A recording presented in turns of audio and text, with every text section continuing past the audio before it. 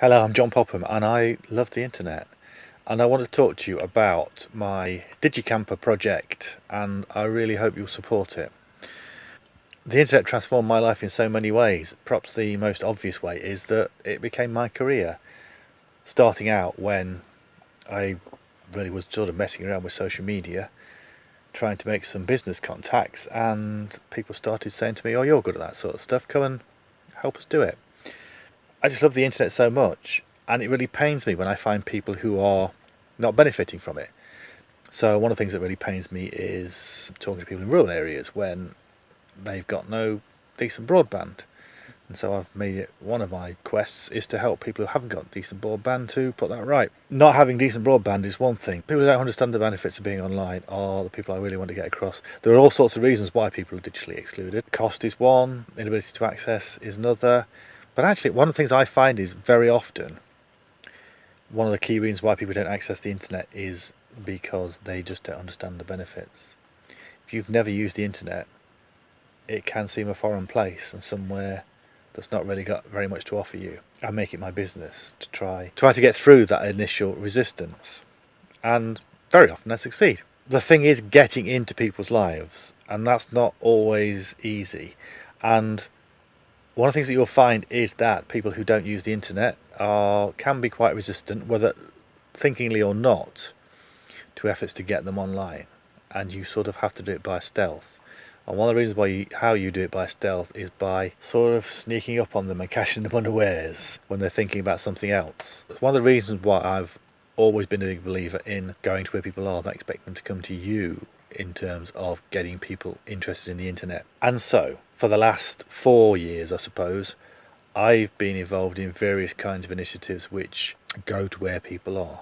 And I suppose really this started, well, it probably started further back than this, but certainly in 2011, when I had this idea about live streaming a village cricket match as a bit of a publicity stunt around rural broadband, which turned into the Twicket initiative. We got thousands of people watching an online video stream of a live village cricket match, and that sort of it opened up a whole range of different things. And for me, it opened up my eyes to the idea that if you take the internet to people, they might respond to it in interesting, strange ways that you would never have envisaged.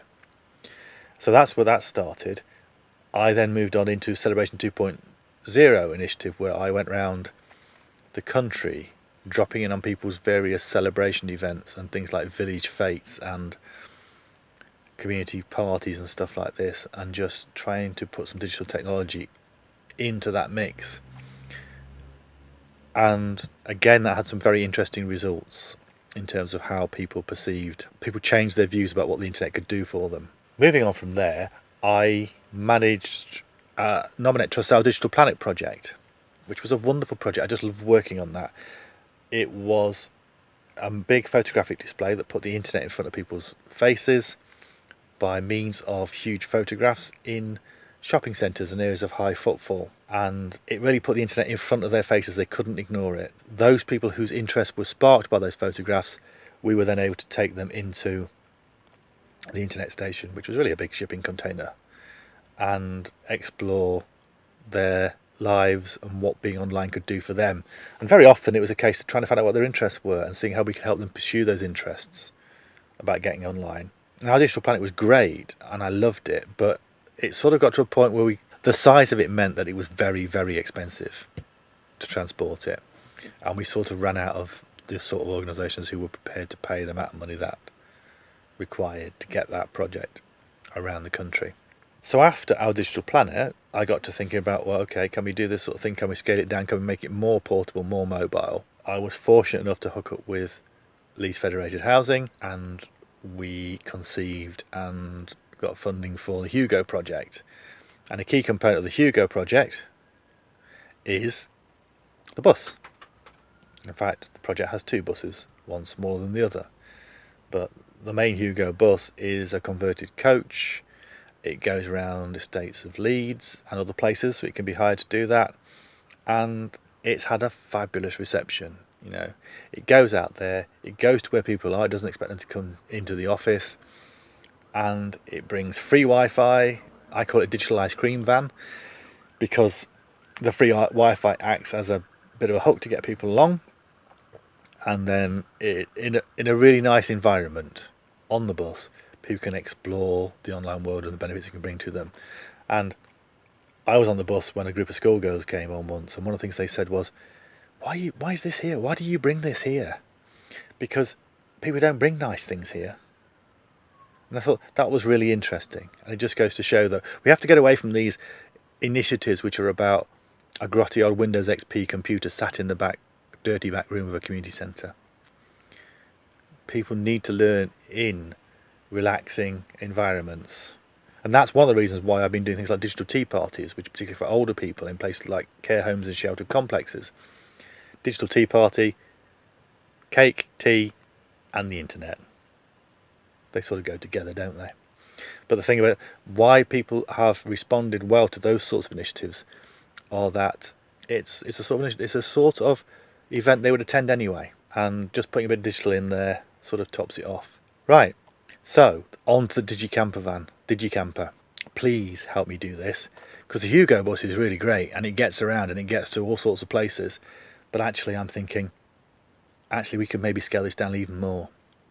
And this is why I'm looking to raise £15,000 to launch the DigiCamper project. And the DigiCamper will be a converted camper van. In fact, there won't be an awful lot of conversion required, because in many respects it's going to be a mobile digital tea party. Because the great thing about a camper van is not only can you take it in all sorts of places where other facilities might not get, but you can make people a cup of tea.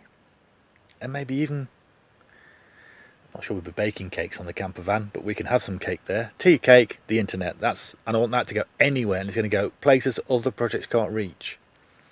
So please contribute if you possibly can to my crowdfunder, DigiCamper van. Look for #DigiCamper on Twitter.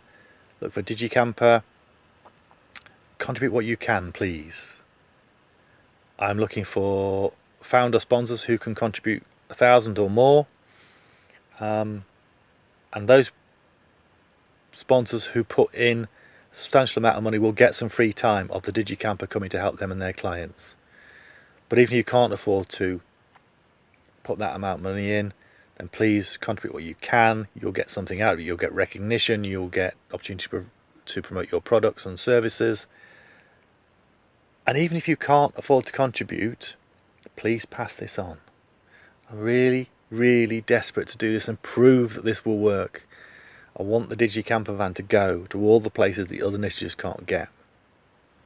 So, please contribute.